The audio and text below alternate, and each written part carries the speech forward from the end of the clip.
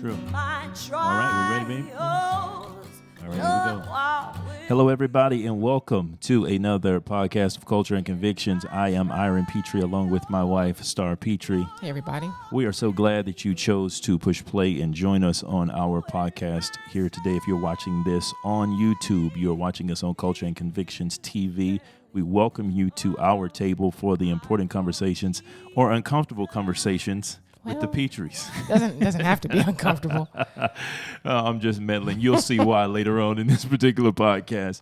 But we're going to talk about a lot of topics that are near and dear and are really on the table of everybody nowadays. Some of the things that have kind of popped off in the news that's going on. And we're going to talk about Biden. It's getting weird. We just can't can't get around it, can't get over it, can't get under it, okay? We're going to talk about Joseph R. Biden Jr. You call the man by his whole name. Okay, because it's an important conversation. His whole name. I just don't I want to know how many get out of jail free cards do you allot to any candidate who continues to sort of badger and pick at one particular race of people, especially when that particular race of people consistently votes that way. Predominantly. You would think that eventually someone would say, I know that at least one black person surrounds him, and that is Simone Sanders, who happens to be a senior advisor, that someone would tap him on the shoulder and say, just stay away from the topic altogether. Just leave it alone. Or stay strictly to my notes. Like, if it's not on the paper, don't say it. If I don't explicitly put it there for you, leave it alone. Work? But does that even work? If you told him no, because he seems to be somewhat cavalier. Well, he's at that age now that, it's kind of like I am who I am. Yeah. You know what I mean? He really is. It is what it is. It is what it is. He's like, come on, man. That's But we are definitely going to talk about Joe Biden. We're going to talk about another gaffe that is very, very telling about his views and perspectives about race and specifically black people. We're going to jump into a lot of things that have been popping off here with all of these conversations about white privilege and white advantage and just so many different things. So we're glad you're at our table. We welcome you to the table. Please like and subscribe to this channel if you're watching us on YouTube. And please pay attention to the ticker at the bottom of the screen because it's going to show you how to follow us on all of the different audio platforms as well as social media platforms that we have. But we don't want to stop and say all that because we be just talking and talking and talking. We want to jump right into the conversation. So Joe Biden, right? He comes out, and I'm just going to let him speak for himself. Yes, and by the way, what you all know, but most people don't know, unlike the African-American community, with notable exceptions, the Latino community is an incredibly diverse community with incredibly different attitudes about different things. So, unlike the black community, the Hispanic community is more diverse, with different interests, attitudes, thoughts about so many different things. Now, if this wasn't bad enough, this is coming on the heels of the Charlemagne interview. Sure. Right? Where he infamously says, not famously says now, but infamously says that if you're not voting Democrat, he says, then you ain't black. Mm-hmm. Right? So now both of these statements allude to this man. Whether you think he's all there or not mentally, this man has a tremendously monolithic perspective about black people and the black race. Right. And so one time it's like, he made a mistake. He showed his hand, yada, yada, yada. A second time, then it's getting hard now for blacks who are on the liberal side. To not be getting a little uncomfortable and, squirming in their seat. It's getting to the point now where you have to ask yourself the question, how many times am I going to give this man an opportunity to poop in his pants? Wow. You know what I mean? Over the subject of race. And I don't mean that disparagingly or trying to demean him. I'm just being honest. How many times now are we going to have to live in this state of ignoring the ignorance, right? This state of ignoring the blatant language that is obviously indicative of a perspective about blacks that is monolithic, very racist, and very much, I like to call it white liberal blindness, where they don't even see black people. They just see a group. Well, they don't feel like they have to. Yeah. And you know, one of the things that we've talked about before is this idea that Black America, you know, how much of what we know about Black America and the way that we vote has to do more with propaganda and less than kind of an acculturation towards that. I think by and large, the Black community has been a victim of a lot of pressure that's been applied on all sides, even intrinsically with other Blacks who choose to wield some level of power through the Black intelligentsia, who want to espouse and support democratic policies. So I think that overall, I mean, I really do, that Black people, if left alone, would show a lot more diversity than what we have historically shown. But I think over, 50, 60, 70 years of people playing with you, toying with you, wanting to do this for you and that for you, I think it creates this idea that we are a monolith. But I don't think that that's true. I really don't. Of course not. It's not true. But don't you think, like I said, doesn't it speak to a particular blindness that really, I guess in the words of Ralph Ellison, that we are invisible. We're invisible to them. They don't really even see Black people. Right. It's what's the statement Ellison gives? He says prefabricated Negroes are etched on sheets of paper and then superimposed upon the Negro community. And then when someone sticks their head up through the paper and says, "Watch out, Jack, there are real people under here," everybody's shocked and indignant. And he's speaking to a particular clumping of Black people together. Right. And this prefabrication in the mind of white liberals, many white liberals, that they superimpose on us. Now, they're not the only ones. Some other whites do it, regardless of whatever side of the political ledger they fall on. Whoever has that kind of racial issue will do it. But they tend to superimpose this image, this idea over Black people. And they lose sight of the humanity and individuality and the diversity within the Black race. Sure. Right? Now, you couple that with what you're talking about in the Black leaders, Black academia, Black activists who then live in a state, in my humble opinion, of cognitive dissonance, where they come to us and you have these white liberals who have this prefabrication of us, and then you have Black liberals and Black leaders who have joined in league with white liberals, and they act like they have to actually act as though they don't see some of the racism that these white liberals express. Like, it's real funny to me that I see, and that's why I call it cognitive dissonance, where I see this stage and phase we're in where we're militant to stamp out every vestige of racism we can find. But when Joe Biden says this, those same Black people are like, like they didn't hear anything, like he didn't say anything, like nothing was done. So when you put these two things together, Black people are lost in the conversation because you've got this group of Blacks speaking for Black people, quote unquote. They'll swear they don't, but every time you see them, they're saying something about us. Right. They're always talking about us, but then they say they don't speak for Black people. Well, remove us out of your language because you are. But I think you're attempting to anyway. I think what's happening now is that there's a real tipping point because we had 8 years with a Black president, and I think over those 8 years, the question is why would the Black community still feel as though it was at a severe disadvantage if in fact we had people in positions of power with the ability to create policies to move Black people forward. And if those things didn't work out then, after 8 years of someone that should have, you would have believed had some amount of fidelity to African Americans, for that person not to come through with things that were actually positive and really, groundbreaking was sort of disappointing, I think. And I think now, on the other side of it, now you're seeing white liberals, and it's like, well, why should any Black person give that a pass? Yeah. Why not go out and try the Republican Party? I mean, why not? Oh, at this point, what do you have to lose? You have nothing to lose. I have nothing to lose. And who said that? And so, and so you're right. You're absolutely right. And I think that there is a tipping point, because here's an interesting thing that has happened here, alluding to President Trump. there were a lot more black people voted for President Trump than anybody wants to admit. Mm-hmm. And there were a lot of black males, black men voting for President Trump.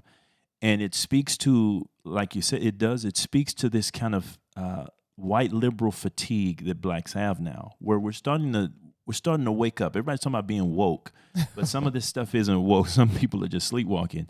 But the real awakening is in that people are starting to think through 50 years in the black community, over 50 years of loyalty to one political party, because they're starting to say, wait a minute, this isn't jiving. And they're starting to see the policies don't work. They're starting to see that things haven't lifted us in any significant manner. And it makes sense to me, because how can you be blind to a people and make good policy for them? You can't see them. Well, you don't want to, and you don't need to. I mean, at this point, he doesn't need to. But the issue is that if you're campaigning from your basement, then there should be very few faux pas. I mean, honestly. Yeah. You know, you're not getting off and on campaign buses. You can't say that, you know what, I took that red eye this morning. I don't even know what city I'm in. Things have been moving very quickly. No, you got dressed. You came downstairs to your same little setup, and you sat down and you knew these questions were coming. Yeah. And that's the best that you could offer us at the time. And I think that is what is more, you know, I think worrisome for the Democratic Party, because this is the guy that they're trying to limp across the finish line. And I think what it does, though, it serves to show just how little the Democratic Party thinks of the American people. Just by and large, across the board. I'm not talking about any particular sect of people. Yeah. I'm just saying in general, people really do believe, well, they'll sit down and they'll eat whatever we put before them. I mean, because if not, surely somewhere. They have great faith in their propaganda. Oh, absolutely. Absolutely. Great faith in the power of words and rhetoric to kind of move people. No doubt. I think also the loss that they experienced to Donald Trump, especially with someone like Hillary Clinton, makes them much more determined to try to make this work. And maybe that's why they chose a candidate with so many issues, because they want to prove to themselves that we did it before, we can do it again. Yeah. But I think, I don't know. And issues do abound, and they're evidenced in this next clip we want to show you guys, because there are some questions now about not just racism, but just his whole overall mental acuity. I'm so forward looking to have an opportunity to sit with the president or stand with the president in debates. There can be plenty of time. And by the way, as I joke with him, you know, I shouldn't say it. I'm going to say something I probably shouldn't say. Anyway, I am very willing to let the American public judge my physical and mental my physical as well as my mental fitness. I think we're judging it every day, and I think that's the problem. There's this running toll of judgment of whether or not people say, do I want him to be near any like big red button for any reason at any time? To be receiving the 3 a.m. phone call? I don't. I'm thinking no.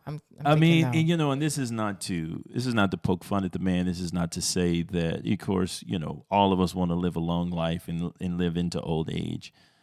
But at some point, this isn't funny anymore. Like, you know, at some point, it's not even, like you said, it's kind of insulting. It does. It is because it's like at some point, guys, we can't keep acting like we're not seeing what we're seeing, you know, and we can't keep glossing over it.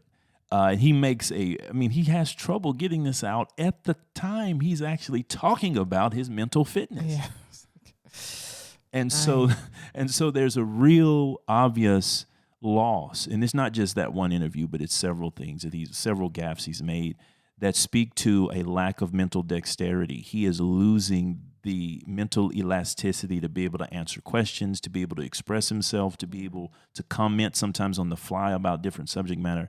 And you have to ask yourself in that state, even with some of these racial gaffes, even with some of these racial statements, when a person starts to lose that ability to truly be, you know, have ambidexterity to be able to deal with things mentally. Yeah. They revert back to kind of what is just To who they germane are. to who they are. Absolutely. Right? You get back to You- brass tacks. You get back to the That's ground what you're floor doing. of really what you're all about and really what's kind of just in you. Absolutely. And out of the abundance of the heart, as scripture says, the mouth starts to speak. You just start spouting stuff and you start saying things. And yeah, people can say, oh, well, he just made a mistake. Or, oh, it was just it. Nah. Not coupled with what we're seeing on the other side. It seems as though this is real. This is real talk coming from a person who's in old age and is struggling mentally. Mm-hmm. But here's the deal though. I do want to say that it's not beat up on Joe Biden today.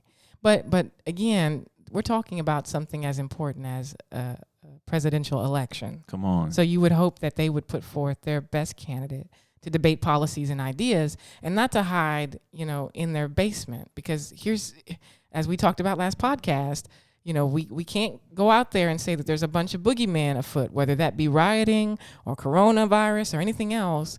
The expectation is that the person who's going to sit in the White House is someone who can lead America through issues and tribulation and opportunities for us to be faint of heart. And so that to me would mean that Mr. Biden would have to say, look, guys, I know I'm struggling, but I'm going to have to get out there. I'm going to have to greet the people, and it's going to have to be more than 10 or 12 people, because I've seen some of these little get-togethers, and I'm like, that is not a good showing. I don't care if you're doing 6 feet apart. That is not right. You need to put some more people in the box, okay? Yeah. I think we need to let's do this. Let's have real conversation. Mm-hmm. Let's ask the candidates to really step up to the plate and formulate policies that work, that at least are going to be debated. They don't have to work, obviously, but at least are going to be debated fully for the American people. I just think that's going to be ugly. I just think it's going to be really ugly. I hope so. I mean, why else do you watch the debates except to see a little verbal spatting and sparring, Because, the thing about President Trump is he's not going to allow a weakness to go unexploited. He's not going to sit there and let anybody make any mistake in front of him and he not capitalize off of it. That's just who he is. But then here's the thing about it. People forget that President Trump is old. Not like old, like that's not a bad thing, but here's a man in his 70s as well. He's not like some spring chicken 50s and 60s still. Yeah, but 70s is, it's a seasoned age. It doesn't have to mean that No, it doesn't have to mean that at all. But what I'm saying is you see the difference in these people. You see the difference in their mental clarity, mental dexterity, what they can handle. Absolutely. And I think it because people, and I bring that up because people were talking about, I remember when President Trump was running, and they're still doing it today. They're trying to make all of these quips and remarks about his health and is he, Remember when he brought the fast food for, who was that? He brought McDonald's for those players. Yeah. It's just, and everybody was just, they're always trying to pick at him as well.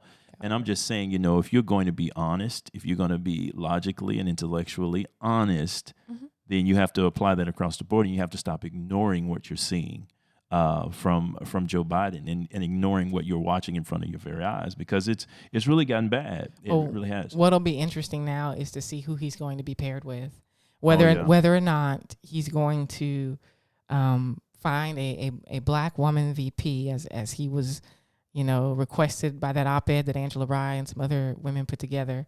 And we talked about that a couple podcasts ago, but it'll be an interesting thing to decide to see who he decides to partner with. And then it also seems like it would be quite awkward. Who do you think he's going? Well, go ahead. Finish what you're going to say. No. I just think it'll be an awkward pairing, irrespective of whoever it is. I think that someone like Joe Biden, having said some of the things, they're going to put y'all back in chains. You mean, as a black woman, I don't know how I sit next to that. And you got to sit next to I don't know how I do that. And you got to do photo ops with that. Yeah. You got to live with that. To me, that's going to be awkward. Yes. I would think that has some. Yeah, and that's why I said earlier what I said. It's gotten to the point now where people on the left that are black are having to squirm a little. If you're honest, you're squirming because you're like, what are we going to do with this? Because he has really and truly made it difficult. But I almost cut you off there to ask you, who do you think he's going to choose? Like, who do you think is going to be that person? because they've kind of been, cloak and dagger about it. They've been throwing some names out there, but there's nothing that ever really truly has emerged. The question is, if he picks somebody, when he picks somebody, will it make a difference?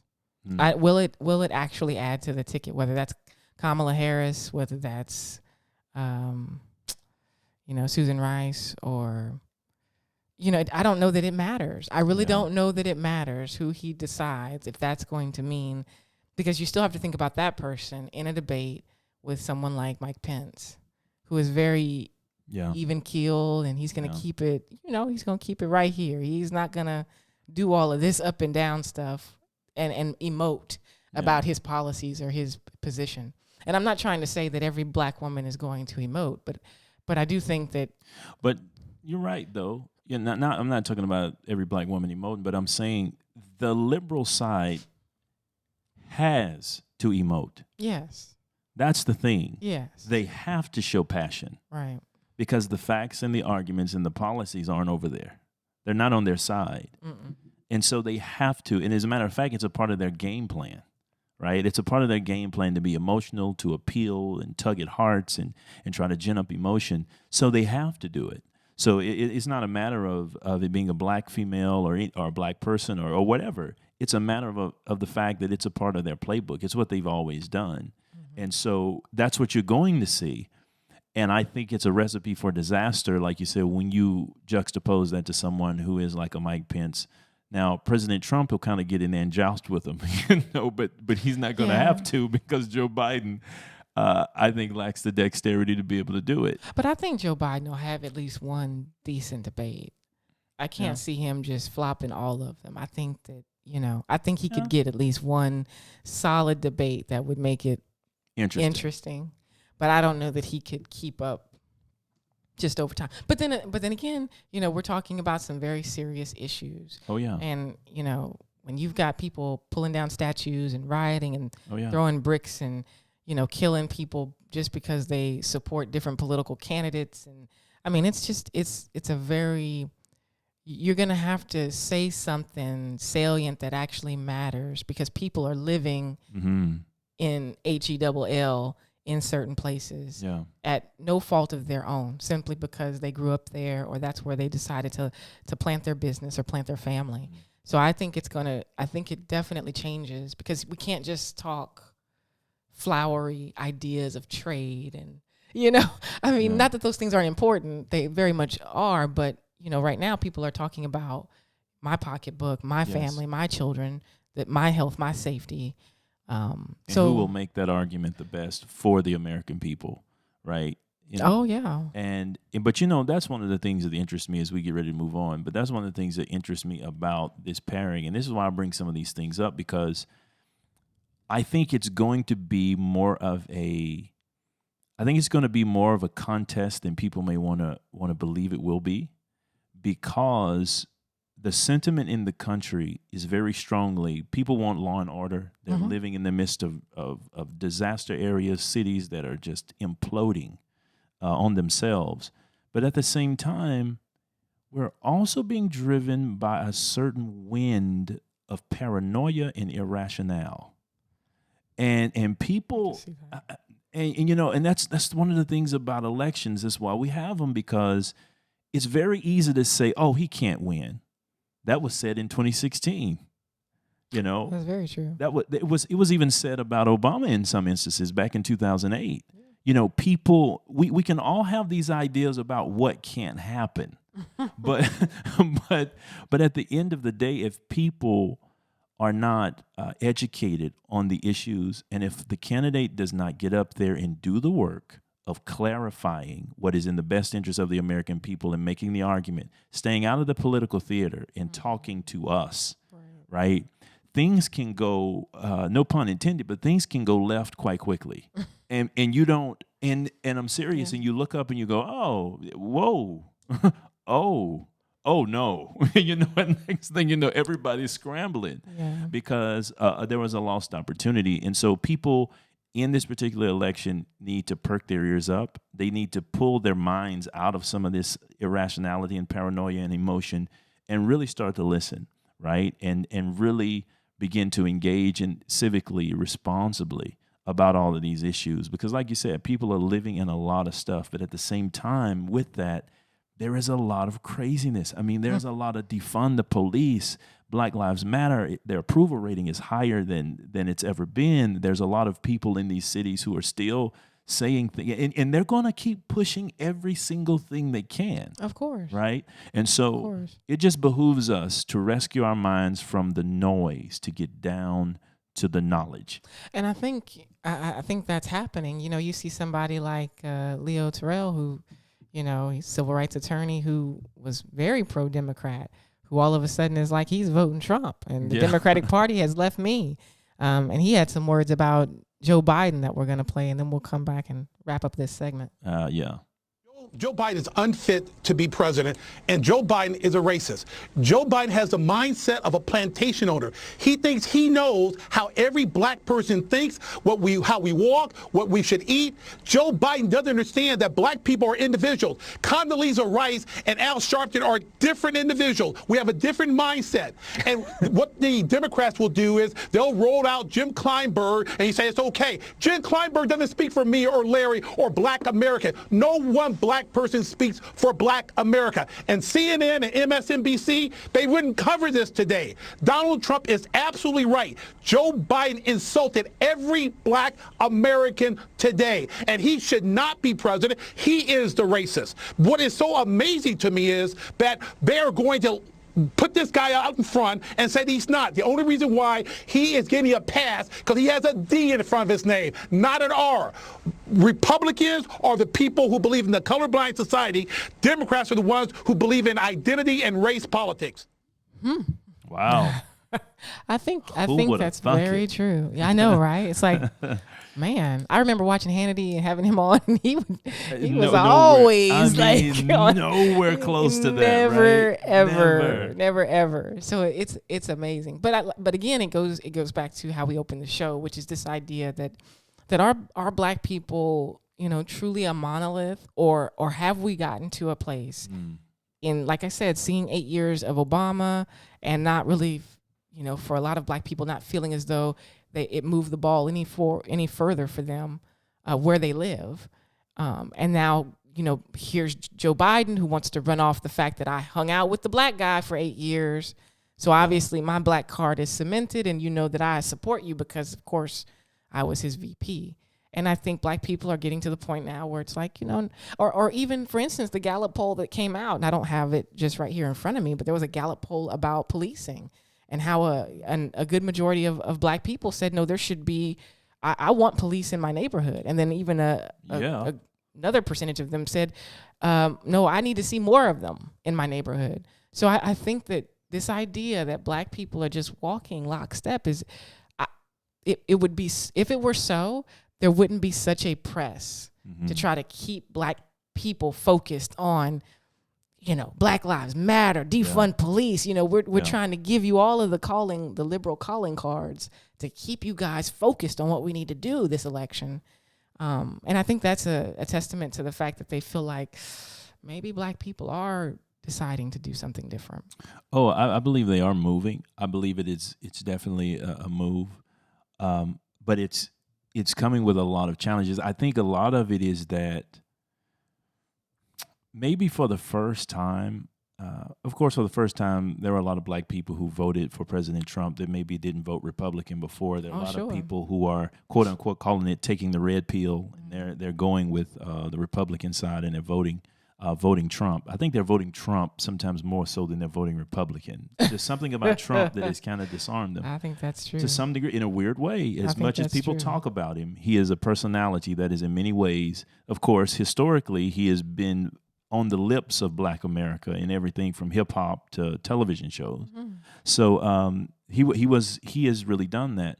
But I think for the first time, black people are actually starting to have the courage to actually speak out about it. Sure. Right. You know, I think there were times where black people were sneaking into the ballot box to vote on the red side, but they would never bring it up in conversation. Of course never not. Speak about it, never say it. Now, given a world full of social media, a world where everybody has a page, a platform, a following or whatever, and people are starting to come out and talk about it, right? And they're starting to say it. And then when someone's says it, then other people who are kind of closeted about it, they get bold and they come out as well. Sure. And so I think there's more voice, and that may turn to greater voting for President Trump in November than we've ever seen. Black men have already shown that they were trending back in 2016. They were like, look, you can say what you want, but people were concerned about pocketbooks, their income. They were concerned about the economy, and people made the decision they thought was in their best interest.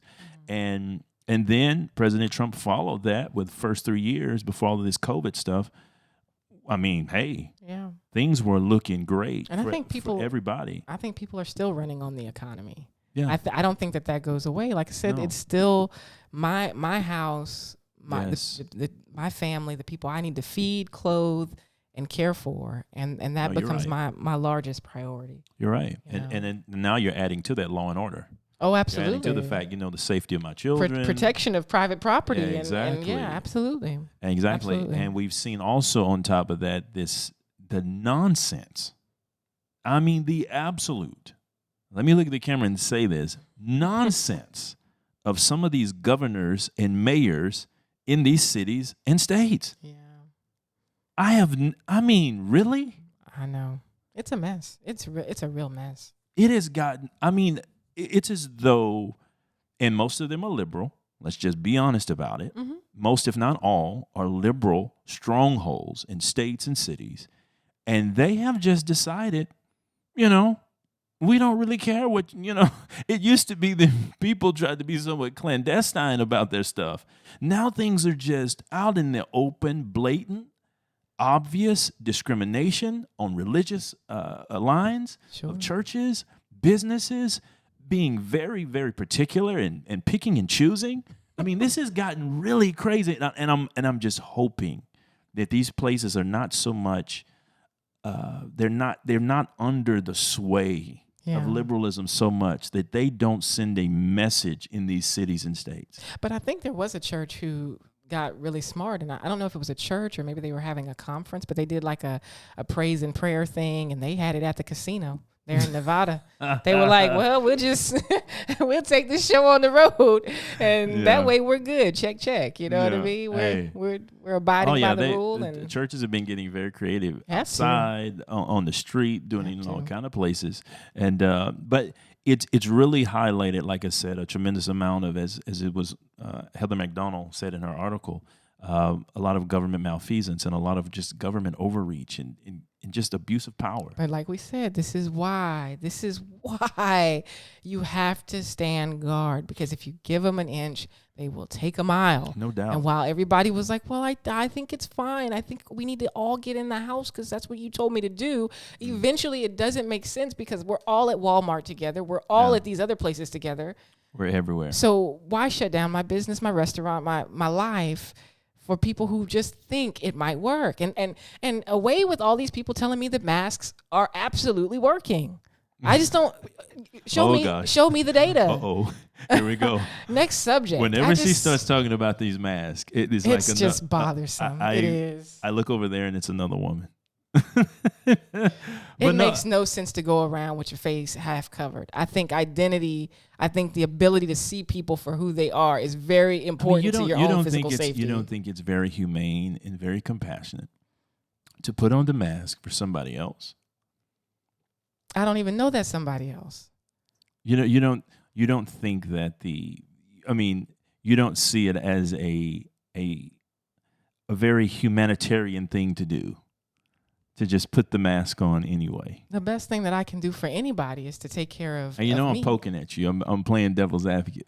No, but I'm saying the best thing that any of us can do is to make the decision that's best for us, as long as it doesn't harm another person. But this idea that because you don't have a mask on, people are jumping people in supermarkets and shunning them like they're lepers is just, it's ridiculous. It is. And so that's why I get on my soapbox about it, because again, it's just it was propaganda to begin with. It's still propaganda, and people are going around regurgitating it like it is absolute gospel fact that mask is saving lives. And I just want to know, where do you see that? Because there are people that I know of personally who were wearing masks who got positive tests. Oh, yeah.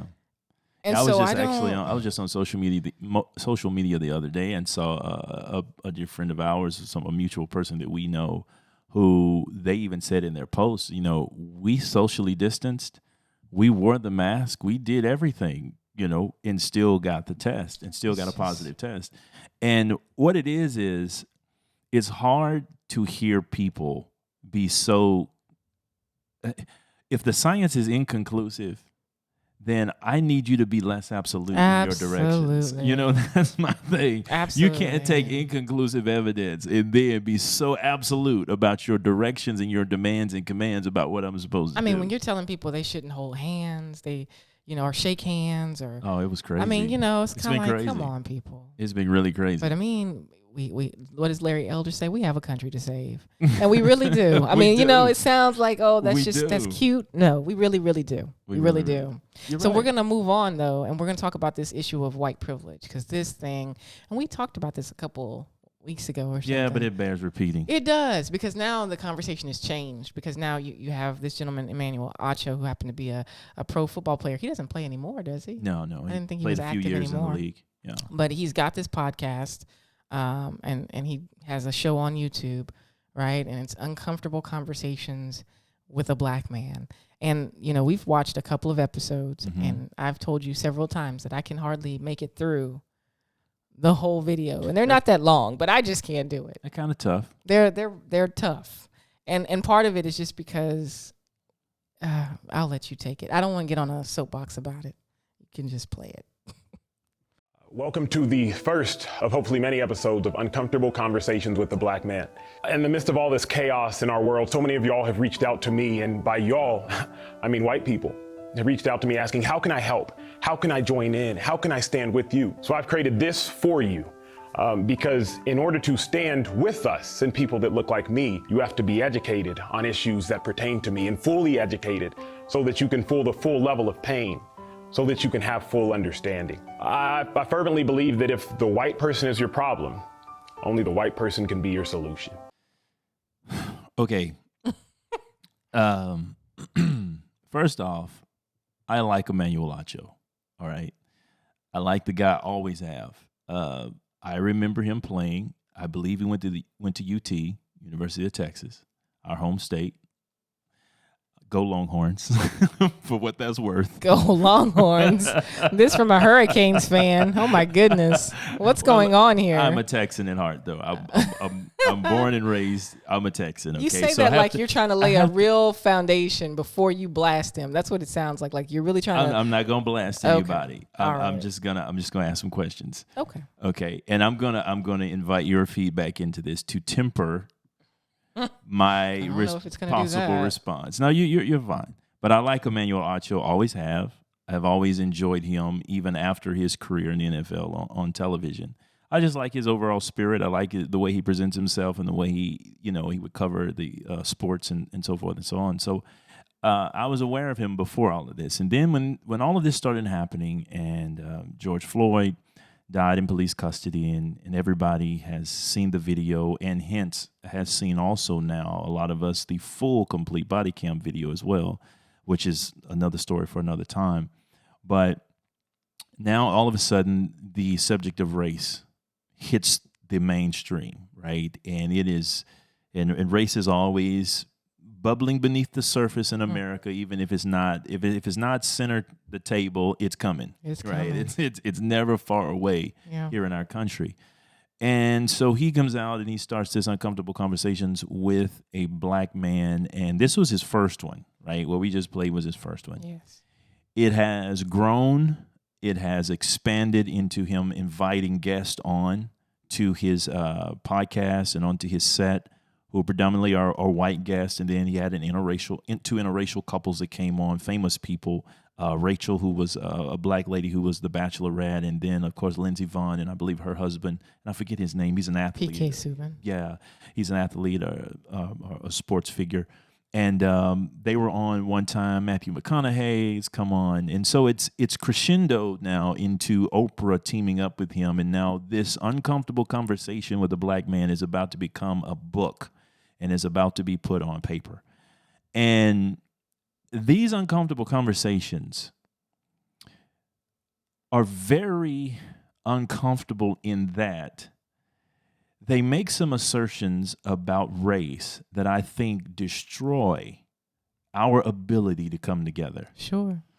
Because you said something earlier about it that has stuck with me, and I believe it is true. Because if you watch any of these, the thing that you come away with is that it feels as though you could put a petition up between him and whatever white guest is coming on there. Mm-hmm. And it is no different than some type of confessional.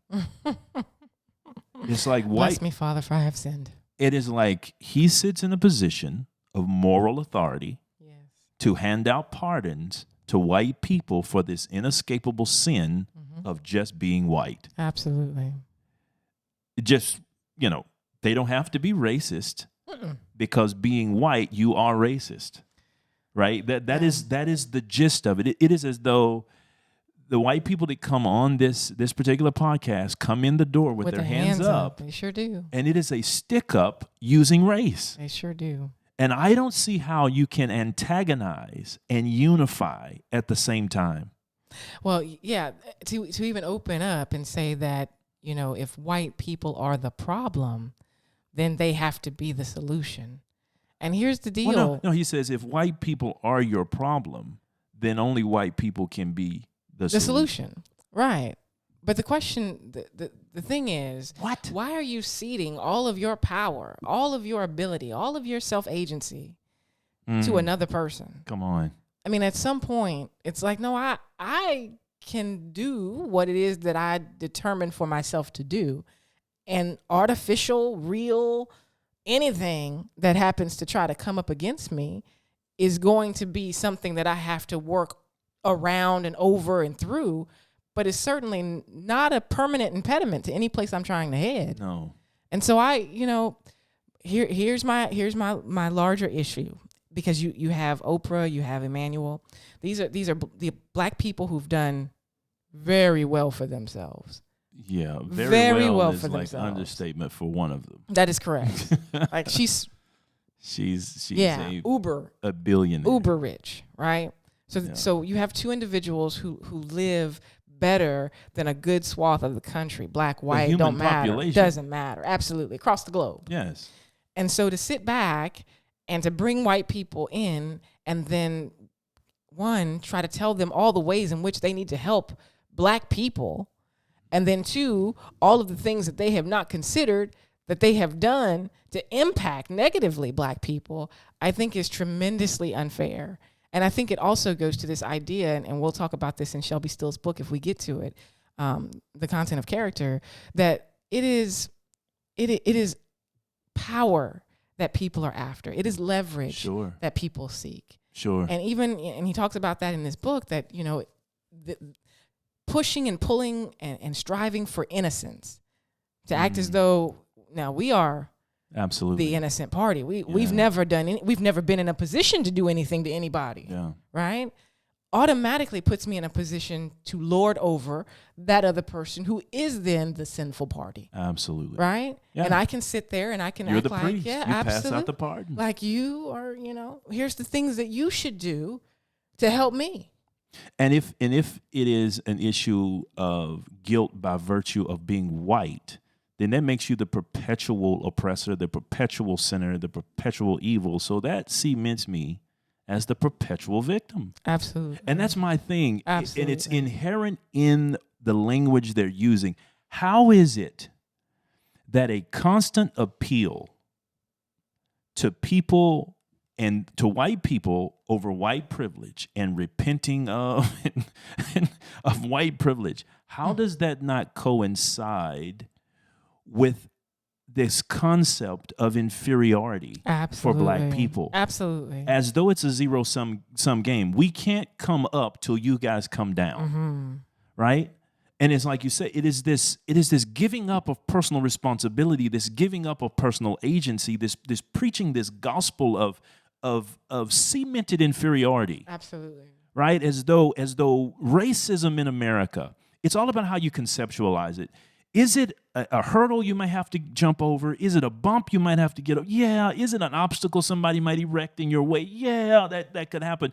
But is it a terminal diagnosis, right, that has no cure? No. To where black people are now a forever patient. And white people, if they repent, can be that beautiful hospice care that makes it comfortable for us until we die. And even then they are acting on a level of moral and ethical superiority that we still have yet to reach. You see what I mean? Even if I'm the person whose benevolence you demand and have to have, then I am still the person in a position to lord over and be superior to you. And that's why the conversation makes no sense. Makes no sense. Because ultimately, you don't owe me anything, and vice versa. Now, what we do for one another, at least for us, from a faith perspective, is based on what my Savior directs that I do. Sure. Therefore, that is what I do. I love people. I give people the benefit of the doubt. I forgive people. That's what He's taught me to do. Mm-hmm. But other than that, I'm not sitting around waiting on someone. I'm not waiting on FedEx to bring me somebody's I'm sorry letter and a check to get me 6 months down the road. No. And I'm not waiting on another white person then to give me a job because they feel as though, man, if they don't give me a job, what's poor Star going to do? I mean, she needs it. Exactly. You have to put on your superhero cape and provide the rescue. Exactly. And so it completely... It's not, like you said, it's not a conversation. Reconciliation has to be based on a measure of equality and equity between the parties. Yes. And if that is not present, then there is no reconciliation to be had. Absolutely. There's just not. And that speaks to this whole ignoramus idea that black people can't be racist. Because if we can't be racist, then we can never be equal. Absolutely. Because if equality means anything, it doesn't just mean responsibility for good. It means responsibility for bad. Absolutely. It means I have access, opportunity, and capacity to commit the same wrong. Absolutely. Right? And I can be held accountable. And so there is built within this inner, and like you say, it is actually a conversation that caters to a racist. Mm-hmm. Because a person who truly believes in their racial superiority, as they do exist in the world, they're out there, but that person then continues to be able to think of themselves as superior by genuflecting to you to allow you to come up. If that's what you need from me, sure. If that's what you need. That's what it takes. So there's never equality. At all. There is never a meeting of the eyes. There's never a looking eye to eye, black to white. And that allows the white person who may be a racist, that allows them to still hide in that racism behind a genuflecting act, right? I did something.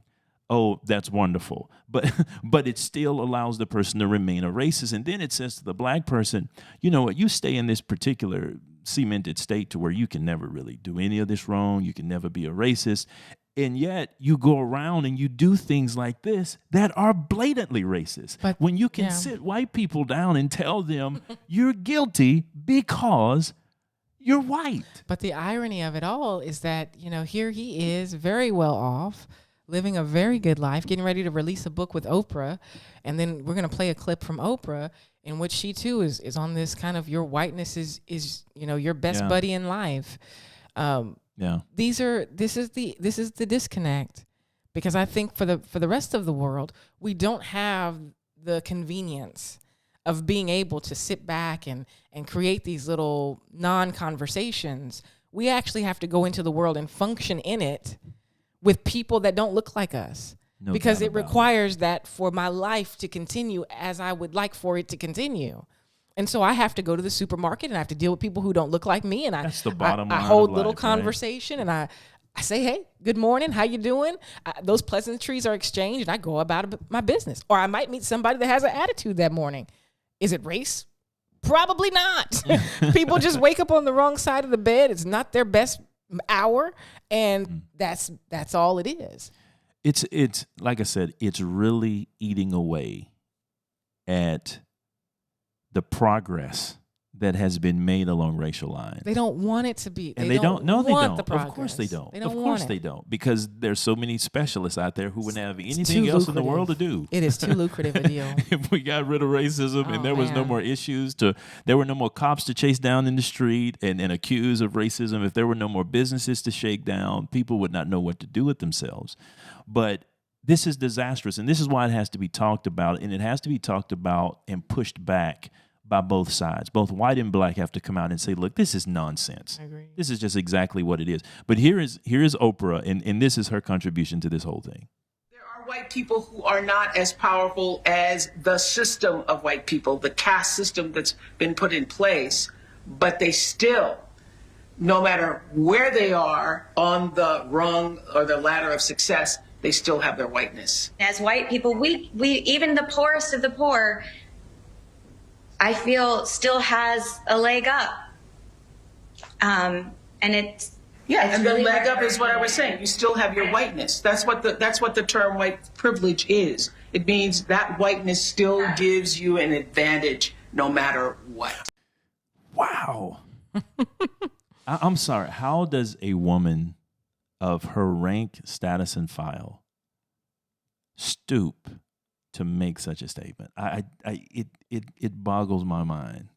It boggles my mind. And maybe I'm missing something. Maybe I'm just an incurable optimist. You're not. To where I love people. I want to see them do well. I want to see people. But that, it actually takes my words. I have to actually wait and calm down a little bit. Because she's talking about, this white lady is on this call with her. And you can see her. You know, her hands aren't up in the physical, but it's all in the eyes. but she is under duress. It is a stick up, and she's saying even the poorest of the poor, and she pauses, they still have a leg up. It's like, oh, well, now, wow. How is that not speaking to a permanent underclassing of blacks? How is that Absolutely. How is that not telling black people that because of the pigmentation, because of the melanin in your skin, you are permanently fixed in your position? Now, this is the craziness of it all, right? Because she's saying this to a black female billionaire. I know. Now, I mean, people don't understand. Billionaire means you passed rich a long time ago. Yeah, that's way back there. Yeah, rich is like you can't even see rich in your rearview mirror no more. When you're a billionaire, I mean, we're talking about rarefied air for human beings. Sure. Right? And she's a woman of color. She's a black woman. Kosciuszko, Mississippi, black woman. And she is talking to you, a billionaire. You're on her platform. Everything about this woman has been appealing to all stripes of Americans. So when you looked at the Oprah Winfrey Show there What in did you Harpo see? Studios, what was the majority of the audience members? I'm just saying. When she said, you get a car and you get get a a car car. and the book club Absolutely. and this book and that. Absolutely. I mean, it boggles my mind that people would actually let this kind of slide. And some people did. Now, some people said some things about it, but for the most part, you're not going to get massive pushback. But this is nonsense. It is absolute nonsense. It should also be said that I think Oprah has bought some billboards in Louisville in reference to the who's the young lady that got shot? Breonna Taylor. Yeah, Mm-hmm. She bought some billboards in that. And I think the question is, why would you involve yourself on both fronts, whether it's trying to get people to believe that their whiteness is an automatic advantage, putting yourself in the midst of black people, really to kind of stir strife and division, because ultimately with I think she was valued at almost $2 billion. There's a lot of positive work that you could do in effect to show black children in particular how you got where you are. Here are the things that I did with my life. Or how about a mentoring I'm not trying to get all in her business. I'm just simply saying there are things that blacks who have reached a certain level of success could do to reach back. Mm-hmm. Like you say, over the wall. Yeah. Let me reach over the wall and see if I can pull you up here to join me. Yeah. But instead, I'm on that other side of the wall saying what? Yeah, that's a wall there. There's a bunch of, no, you can't do it. Because I'm telling you, those racists, they're going to shoot you as soon as you try to cross over. What is it Bob Woodson says, the founder of the Woodson Center, Bob Woodson, civil rights, a veteran, a man who has done tremendous work in the black community. Bob Woodson says there are two classes of Americans that he is tired of. And he said, and that is self-flagellating white people and angry rich blacks. Talk about it. And he is tired of it because, once again, do not lecture me about this massive wall of white privilege, and you're on the other side of that wall. Absolutely. Enjoying your parties, hanging out, I'm sorry. doing your thing. Your pictures, your about profiles, and you're talking about this wall, this impediment to my forward mobility, my upward mobility, and my forward progress as a black person.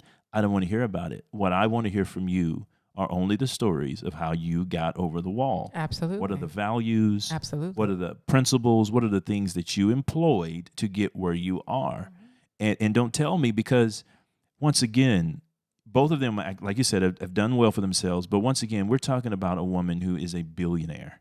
We're talking about also, we're not just talking about money. We're talking about influence. Absolutely. We're talking about power. We're talking about the who's who in the world come to sit down and talk to you, right? Yeah. And there are connections I'm pretty sure none of us are aware of that are made at that level of socialization, sure, right? And so I just miss me with all of that.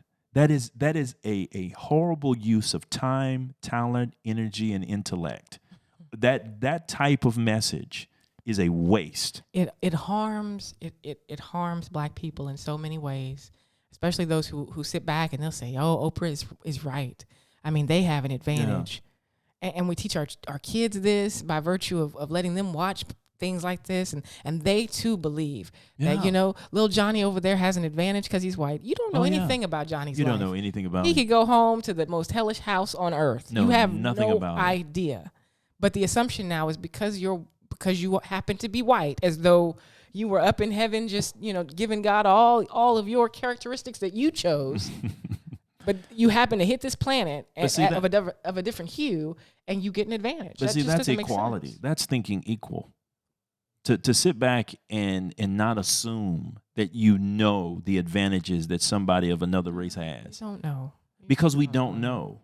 That's the problem with the division.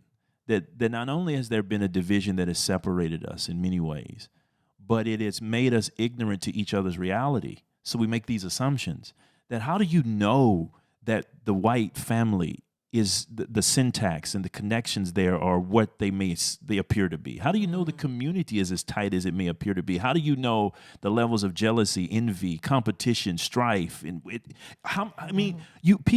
don't know. We make assumptions because we are looking at cars and houses and incomes, price tags on things. And we're judging everything by what we want.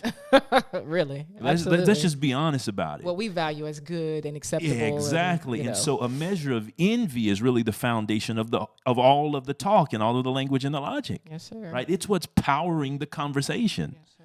And so at the end of the day, we have to check ourselves on these things, because this type of conversation, it's losing a tremendous opportunity. And it seems as though blacks of rank and status are not going to muster the courage to really have the conversation they need to have. Now, I know there's a lot of them out there. There are a lot of others that I follow, that I love, respect, and admire, who are having these honest conversations. But those in the media, those that are in celebrities, those in the media elite and political elite, they're not going to have the conversations. They're going to keep walking down this endless, stupid path, talking about white privilege. Nowhere. It is. It is a road to nowhere. It is. And I just thought it was just such a waste, because here we are talking about these things, and we could have used that opportunity. And that's why, when you say uncomfortable conversations with a black man, I'm like, oh, okay, we're going to sit down and talk. But it's a confessional. And are you going to invite on your uncomfortable conversation stage someone with an opposing view who will not sit there with their hands up in the air, but who will say, no, wait a minute, let me fire some back at you. Right. Right? Whether they be white or black. Mm-hmm. Right? And start to talk about the things that really are plaguing the black community. But I want to kind of use that to segue to Shelby Steele's book, you know, the content of our character, because this is one of the things that he talks about, this idea that black people, if we're not careful, we suffer from this idea of inversion, where we took what was negative, which was our blackness, as it pertained to white people, and we invert it to be positive and good. So all things black. And that's where we get into all of this collectivist ideology, right? That we all have to believe the same way. And then we get leaders who can speak for all of us, as opposed to any of us being allowed to speak our own minds. And stand where we would like to stand.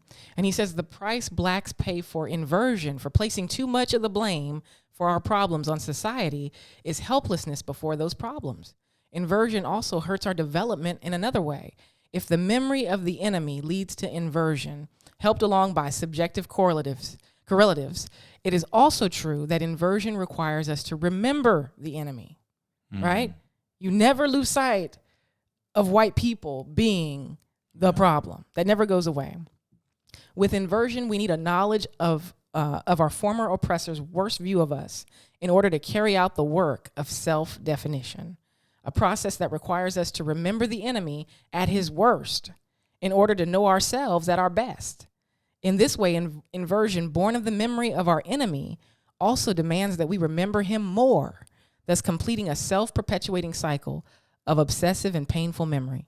We just go, and that's what we just said, right? That we keep going around the mountain. But anyway, let me fast forward. And I thought this was interesting because this goes to Oprah, to Emmanuel Acho. Even among middle-class blacks who function well in the mainstream, when the time comes to declare one's identity, to announce one's blackness, there is invariably a denial of black opportunity.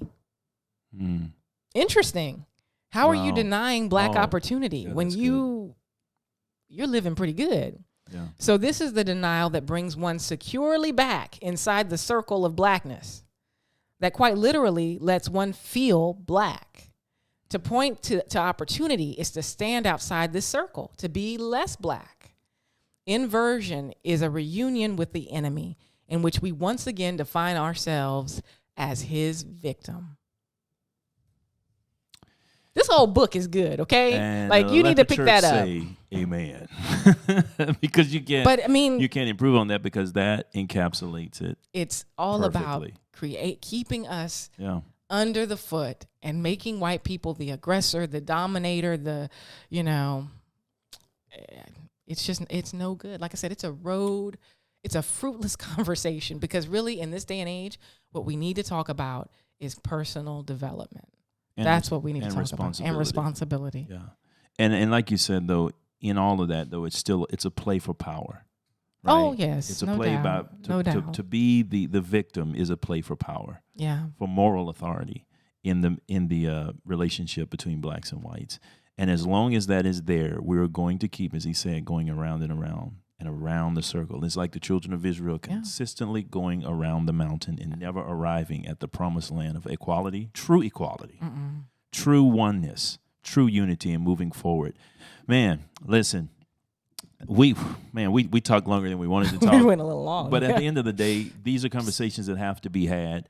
And like I said, we invite you to the table. Please make sure to like, subscribe, share your comments, share your perspective in the comment section below. We'd love to hear from you about what you think about some of the topics that we've talked about on this particular podcast. We're going to keep bringing these to you here on Culture and Convictions TV, because we believe it's important for us to come out of hiding with these conversations. There are so many people who think this way, but they're afraid to say it. And then there are others out there who are just running at the mouth, and they're saying stuff that really needs to be vetted. We cannot afford to keep sitting around allowing conversations under the guise of being these progressive and wonderful conversations go forth without us truly vetting whether these ideas are destructive or whether they are constructive. And so that's what we're about the business of doing here at Culture and Convictions. We thank you guys for tuning in. Remember to make sure to follow us on all of our audio platforms, whether you're on Stitcher, SoundCloud, or iTunes. You can also follow us on Facebook, Instagram, and Twitter. We would love to hear from you. So until next time, God bless.